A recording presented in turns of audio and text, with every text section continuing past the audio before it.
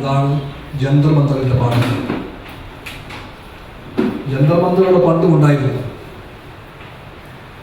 പക്ഷെ ആ ജന്തർ മന്ദറിന് ഇപ്പോഴൊരു പുതിയ ഭാവമുണ്ട്, ഒരു പുതിയ രൂപമുണ്ട്, പുതിയ പേരുണ്ട്, പുതിയ ചൈതന്യമുണ്ട്, സന്ദേശവുമുണ്ട്.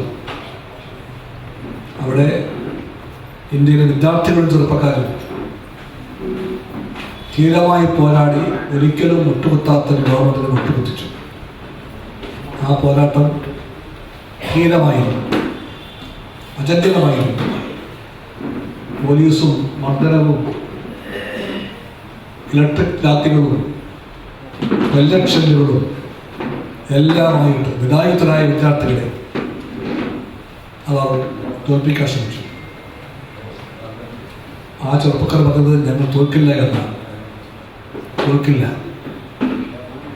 വർദ്ധനങ്ങളും ഭീഷണിയുമെല്ലാം ഉണ്ടായപ്പോൾ അവർ പോരാടി, പതറാതെയും തൊല്ലാതെയും പോരാടി. അതിനു മുമ്പിലാണ് നമ്മൾ അഭിജിത് ദീപ്കയെ കണ്ടത്. അന്നോളം ആരും അറിയാത്തൊരു പേരാണ്. ബഹുമാനപ്പെട്ട പരമോന്നത നീതിപീഠം ഒരു കേസിൻ്റെ വിചാരണവേളയിൽ പറഞ്ഞു, ഒരു പണിയില്ലാത്തവർ, നാടൻ ഭാഷയല്ല, പണിയില്ലാത്തവന്മാർ കൂടകൾ എന്ന ഭാഷയാണ് പറഞ്ഞത്. കോടതിക്കൊരു ഡിഗ്നിറ്റി ഇല്ലേ? അതെല്ലാം മറന്നുകൊണ്ട് കോടതി വിളിച്ച പേരാണ് കോക്രോച്ച്, പാറ്റകൾ, കൂടകൾ.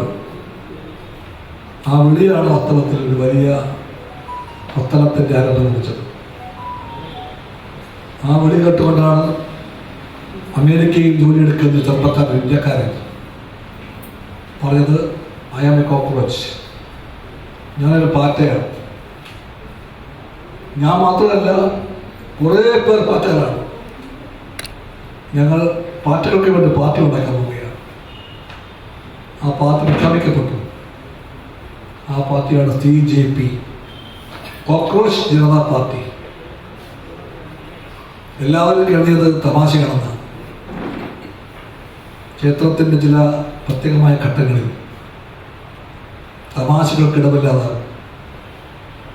ഗൗരവമുള്ള ജീവിത പ്രശ്നങ്ങളും സാമൂഹിക പ്രശ്നങ്ങളും ധാർമ്മിക പ്രശ്നങ്ങളും മുന്നിൽ വരുമ്പോൾ, ന്യായവും അന്യായവും തമ്മിൽ ഏറ്റുമുട്ടുമ്പോൾ, ധർമ്മത്തിനെ തോൽപ്പിക്കാൻ അധർമ്മത്തിൻ്റെ ശക്തികൾ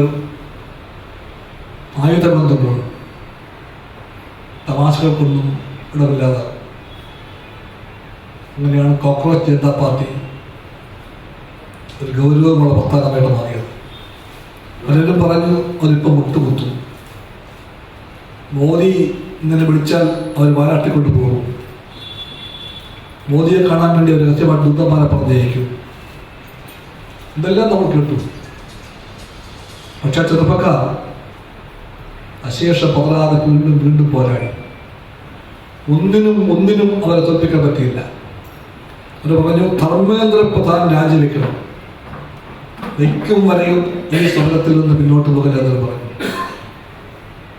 ധർമ്മേന്ദ്ര പ്രധാൻ RSSന്റെ മാനസപുത്രനാണ്, നാഗ്പൂരിൻ്റെ സ്വന്തം ആളാണ്, മോദി ഗവൺമെൻറ്റിലെ പ്രധാനപ്പെട്ട മന്ത്രിയാണ്.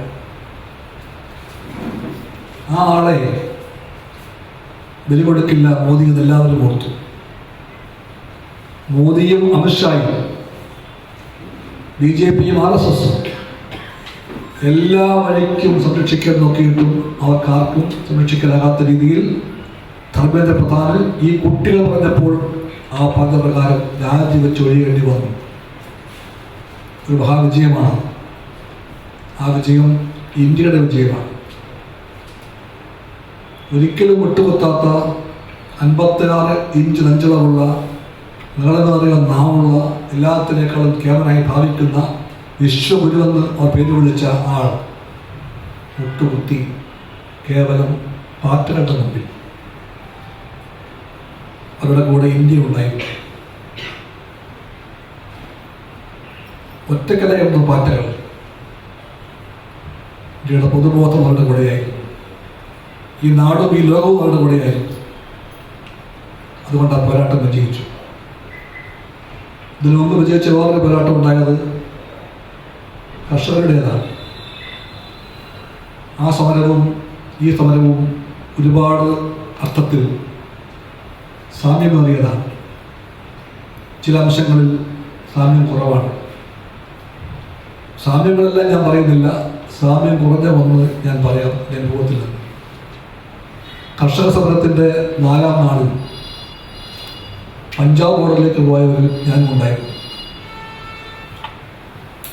വലിയ സമരാന്തരീക്ഷമായിരുന്നു അവിടെ.